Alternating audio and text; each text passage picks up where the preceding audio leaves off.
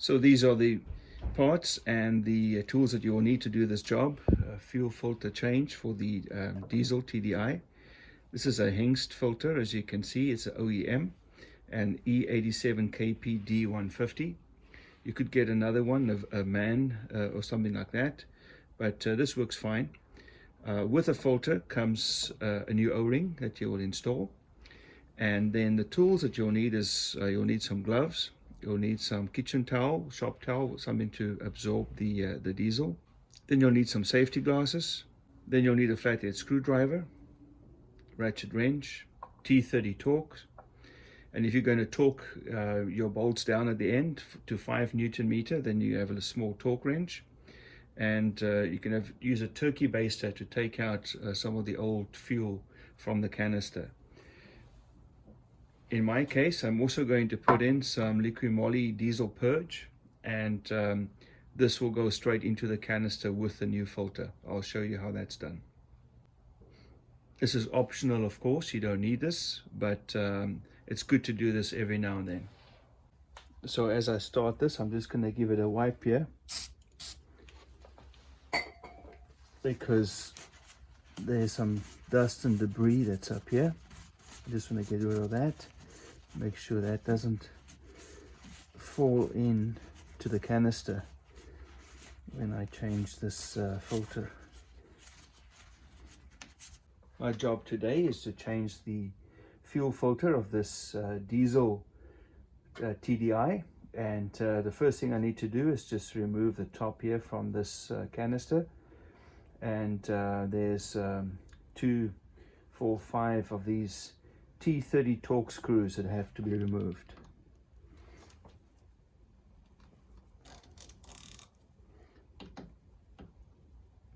Just going to loosen them up in a star pattern. I know when you remove them it's not as critical to get it in a star pattern, but I just kind of feel it releases the tension there evenly.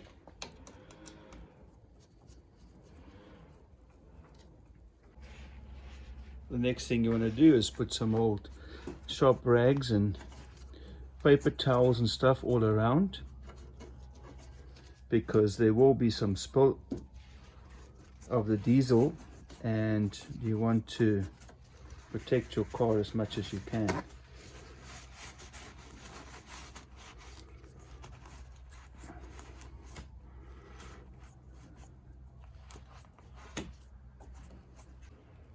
Now you'll remove the filter from the canister. If it lifts up, then it's good. If it doesn't, there's a little indent over here. Get your flathead screwdriver underneath and you start just prying it up. Once you've got it loose like that, you can just lift it up very slowly, because it'll be full of diesel. And the filter comes out like that.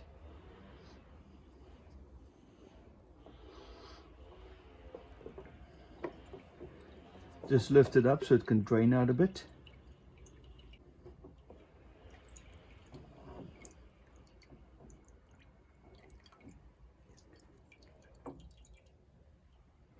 And then it's always good if you have like a plastic canister or plastic bag or something ready to pop it in there. Now you want to examine your filter and see if you see any metal filings or particles on there, and this one looks pretty good. Now you just want to examine the inside of the canister and see if you see any metal filings or pieces in there, and this looks pretty good.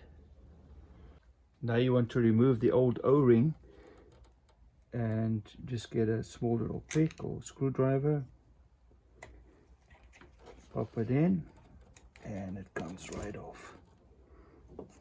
You bring your new O-ring, just dip that in the diesel down there, get that lubricated, and then slip this right over like that.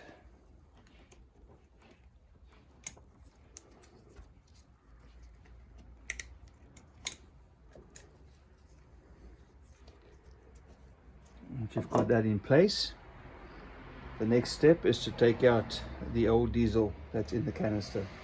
My turkey baster broke, but I'm going to use some shop towel, get some of this diesel out here.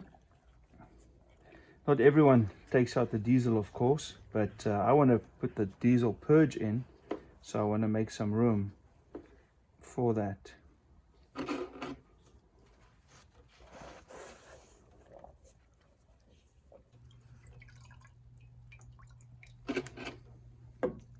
Once you've got most of your fuel out of there, you take the diesel purge and you pour this in.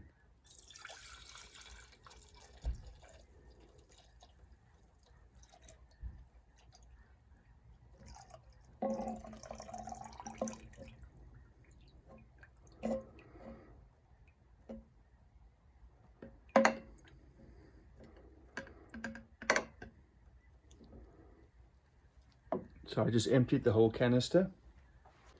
Now it's time to put in the new filter. And what I'm going to do is just let it soak a little bit and let the liquid go all the way in.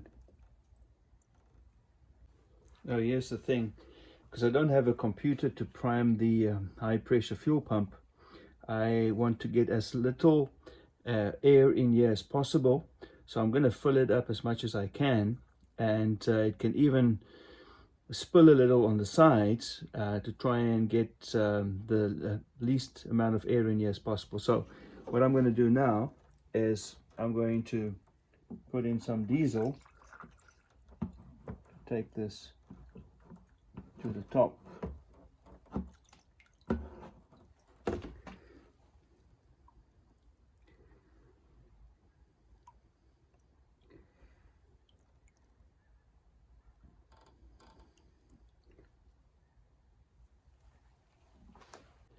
So with this method, there is some spillage on the side, but I'm prepared for that.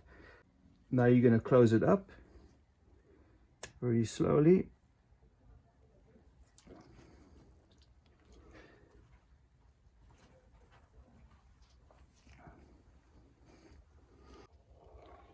You start the screws by hand, and then you're going to fasten them in a star pattern again. And it's going to then be torqued to 5 Newton meters.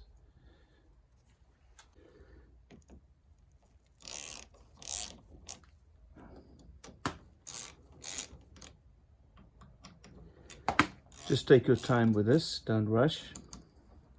It's got to go down evenly and slowly till it's seated.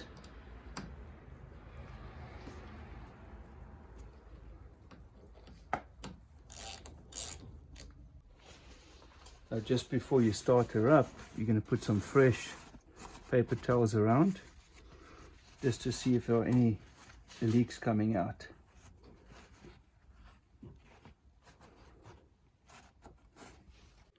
I don't know if this really helps, but I'm going to just cycle it to the on position a few times.